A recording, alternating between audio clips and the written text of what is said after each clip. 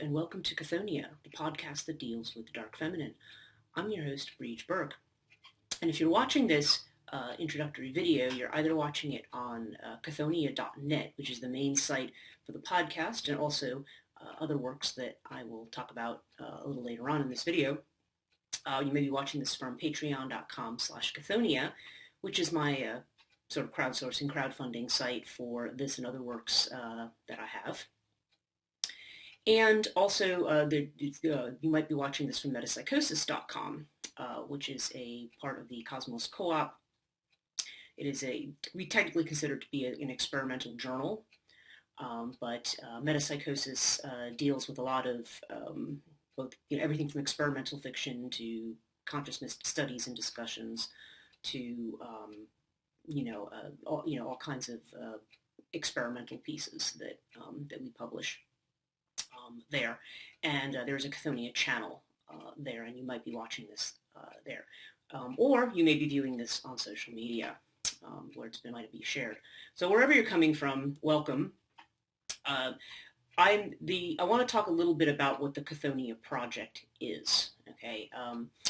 Now, it probably is helpful to start with what we mean by the term Chthonia. Okay. Chthonia has to do with the way that I'm using it has to do with the term chthonic, okay, which is the term that we use for the earth and what lies under the earth. It's a Greek word, chthonios. And what lies under the earth, we generally think of as in sort of monotheistic religious thinking as hell, if we're talking about the afterlife.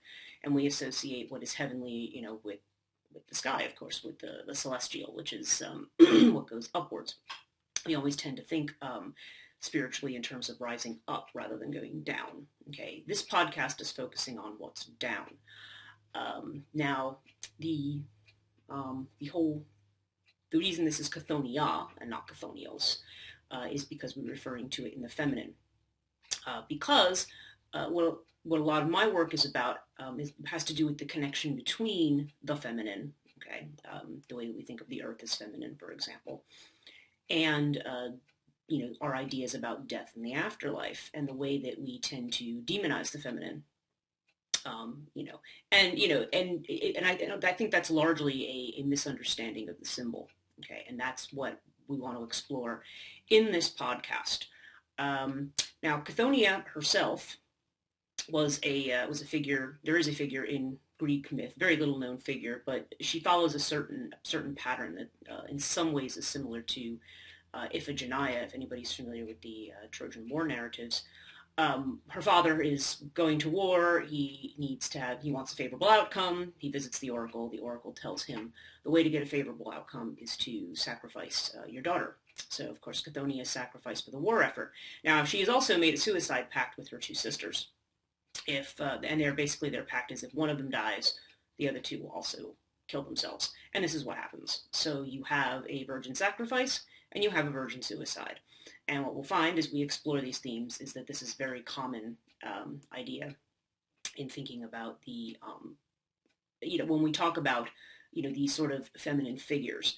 Now, what do we mean by feminine? Okay, feminine, I'm using the term feminine in an archetypal sense. Okay, in the broader sense of masculine with a capital M, feminine with a capital F. And when we think of what's masculine, we think of the yin-yang energy. Okay, yang energy is it's active, it's intellectual, it's rational. It has to do with action, with doing. It has to do with the sun. It has to do with the daytime. Okay, we have all of these kind of associations, with these light associations, and it has to do with the sky. Interestingly enough, we've placed heaven in the sky, and the sky is masculine in this kind of archetypal thinking. The feminine, by contrast, is receptive, it's intuitive, it's emotional, has to do with the earth, and with, material life.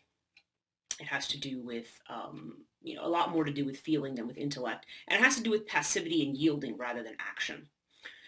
And what you will find, and part of the reason that I think this is an important concept to look at, is that if we go back to, if we look at how we view male and female in our society, The tendency has always been to project the archetypal masculine and feminine onto men and women, biological men and women, respectively.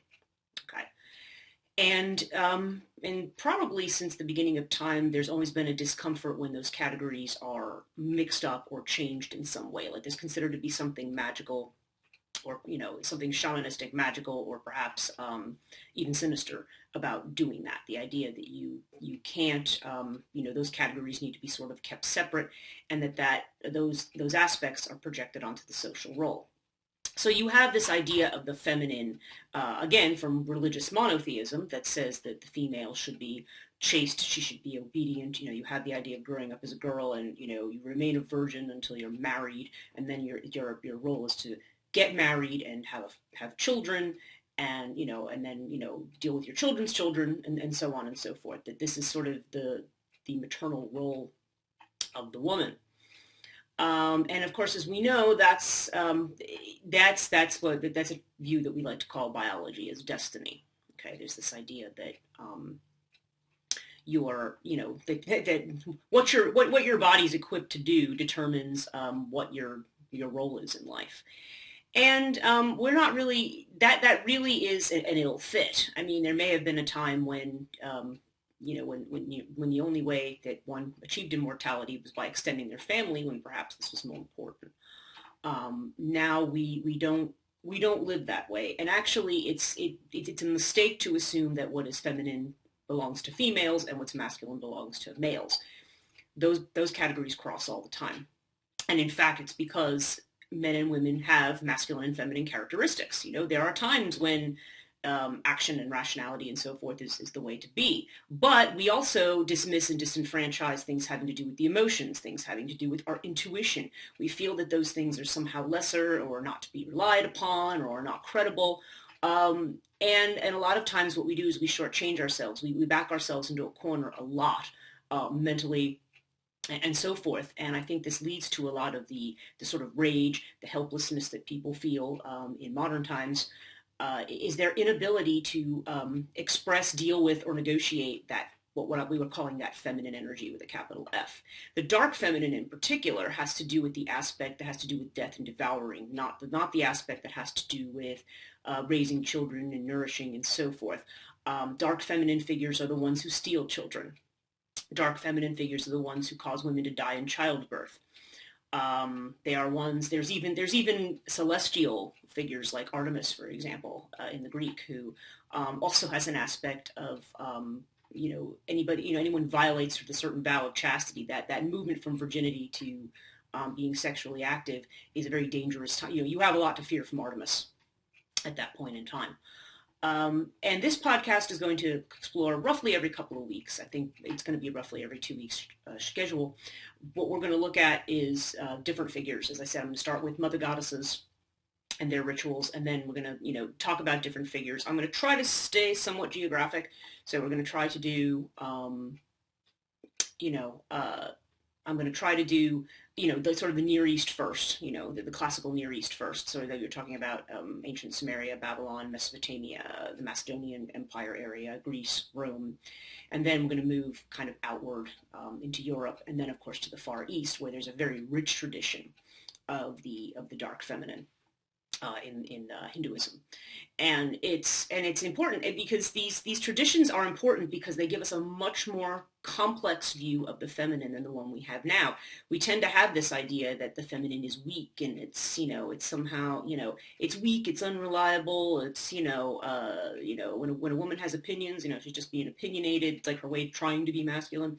There's this and a lot of these conceptions come out of some of my favorite writers like Carl Jung. I mean, it's there.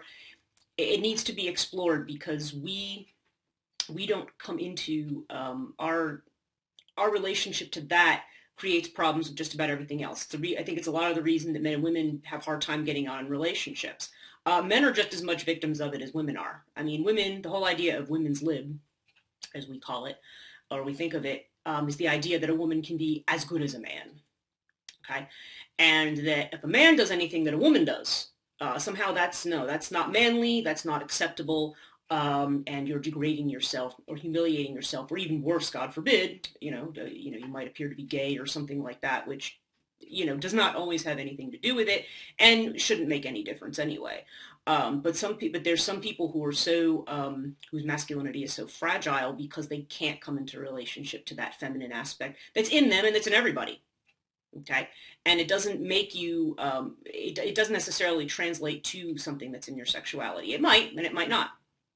Okay, so and this is also why people seem to have such terrible issues with transgender people, this idea of what bathroom you can use and all the kind of rubbish that goes on about that in this country.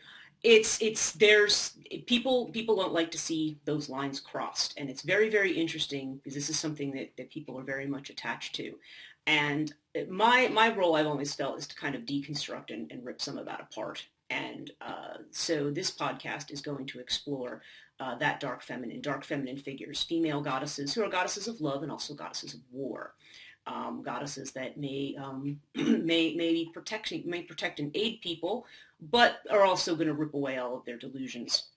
So we want to talk about this energy, and I hope that this is a topic that's of interest to you.